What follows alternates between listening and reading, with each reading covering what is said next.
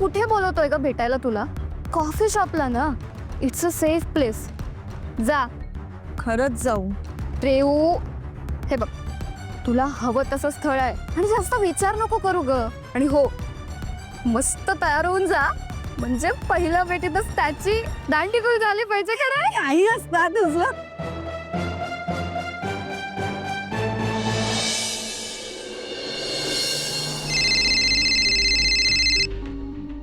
श्रीकांत सारखा सारखा फोन करणार हा? काय काय सांगू याला मी? अजून हिला तयार व्हायचं, मग निघणार, मग बोरिवली.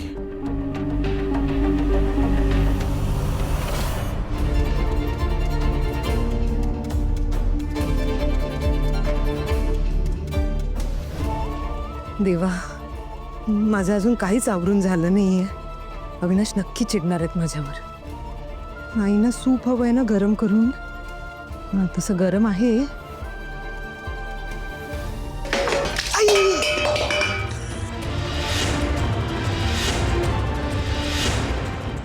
होय, तो काय झालं? बघ ना, हे काय झालं. मी आजीसाठी सूप गरम करायला घेतलं तर माझ्या हातातनं भांडच निसटलं. तुझा हात नाही ना भाजला? बघू.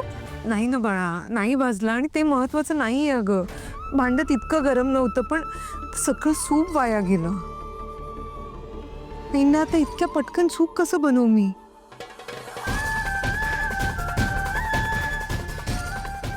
मी करते. ते बघ इकडे अजून एक आहे बघ.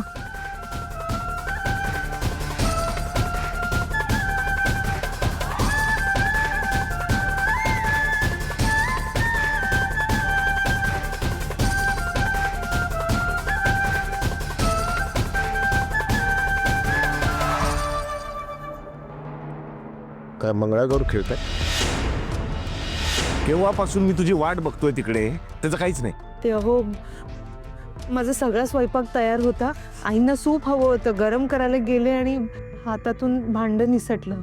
एक वेंदळेपणा एक 5वीला पुजलेला आहे ना. आता ह्याच्यामध्ये वेळ घालवणार तू सगळा. तो श्रीकांत फोन करतोय मला 100 वेळा. काय सांगू मी त्याला? माझ्या बायकोच्या हातून ते सुपाचं भांड पडलं रे म्हणून उशीर झाला, बाकी काही नाही असं सांगू? नाही, ऐका ना, मी 2 मिनिटात येतो तुला. काय ना, वेळेच्या बाबतीत मी एकदम पंक्च्युअल आहे. वेळेच्या आधी पोचतो मी. काय 2 मिनिटात आलीस तर ठीक आहे, ना तर मी माझा निघून जाणार. लवकर ये. आले आले.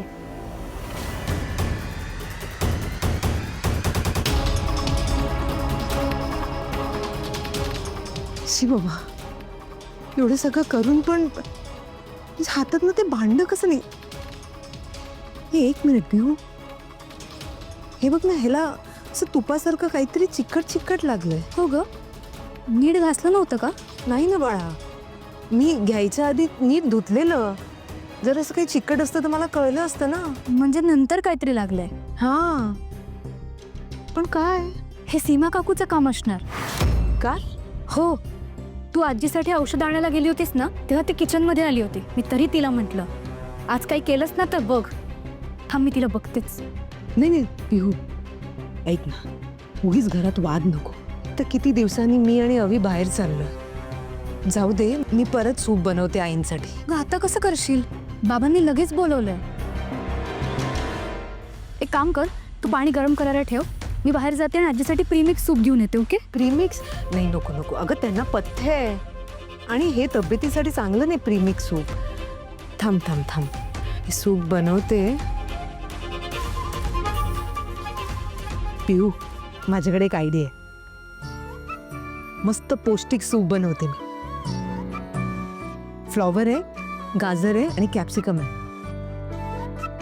तो आण, नीट धु आणि बारीक बारीक चीर. ज्वारीचं पीठ बारीक घालून त्यात घालते आणि थोडंसं मीठ आणि मिरपूड. बाकीचं मी बघते.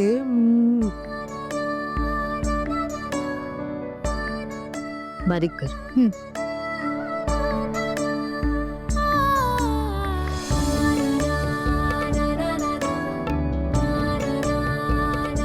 तो मसाल्याचं भांड दे.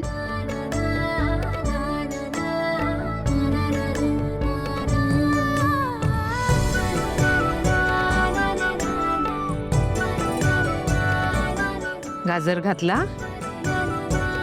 कॅप्सिकम घातला आणि फ्लॉवर घातला. मग त्याला थोडंसं परतवायचं. आता घाई आहे म्हणून नाही तर गरम पाणी घातलं ना तर लवकर शिजतं. पण आता साधं पाणीच घाले. हे घे, जरा परतव, हळूवारपणे हलव. हॅलो,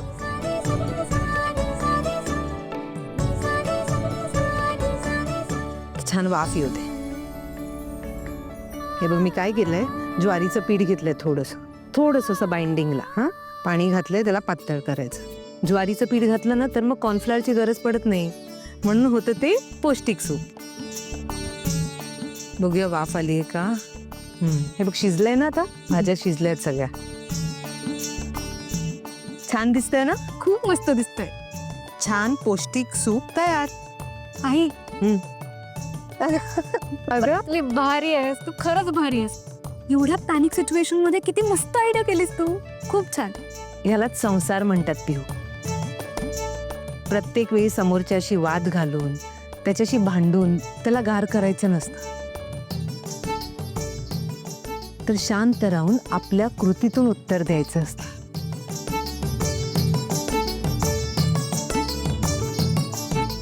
आजीला नक्की आवडेल ना.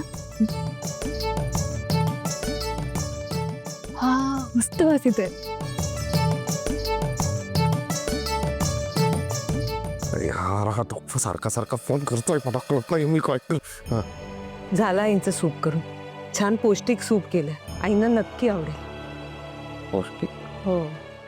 मग तर जा ना लवकर, तयार हो. ते श्रीकांतचा फोन येतोय मला यार. जा 5व्या मिनिटाला रेडी पाहिजेस तू. तो श्रीकांत फोन करतोय मला सारखा. काय सांगणार आहे मी त्याला. आवडते. अहो ऐका ना, ही साडी नेसू का मी.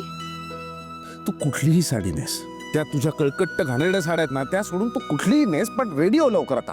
हीच नेसते. तुम्हाला आठवतंय का आपल्या लग्नाच्या 5व्या अॅनिव्हर्सरीला तुम्ही मला भेट दिली होती. या अशा निरर्थक गोष्टी मला आठवायच्याही नाहीयेत, पण रेडी हो ना बाई, चल ना. पण मला सगळं आठवतंय. ते साडी सेंटर जिकडून तुम्ही ही साडी घेतली होती ना, ते पण मला आठवतंय. हा? आठवत नाही तुम्हाला. ओ ही साडी त्या साडी सेंटर मधून घेतली होती. आपल्या लग्नाची साडी पण तिकडूनच घेतली होती. लग्नाची साडी पण तिथूनच घेतली होती. कुठलं ते साडी सेंटर कुठलं. ते नाही का कोपऱ्यावरचं. हा, ते असं आपण सरळ गेलो, मग आपण असं राईट मारलं की कोपऱ्यावरचं दुकान. हा तेच आठवलं. तिथून घेतली होती ना. आठवतं ना तुम्हाला. हो, आपलं लग्न किती साध्या पद्धतीनं झालं होतं. तेव्हा ना तुमच्याकडे जास्त पैसे नव्हते, पण तरी पण तुम्ही माझी सगळी हौस पुरवली होती. किती प्रेम करायचं तुम्ही माझ्यावर. कसं असतं बघ ना, लग्नात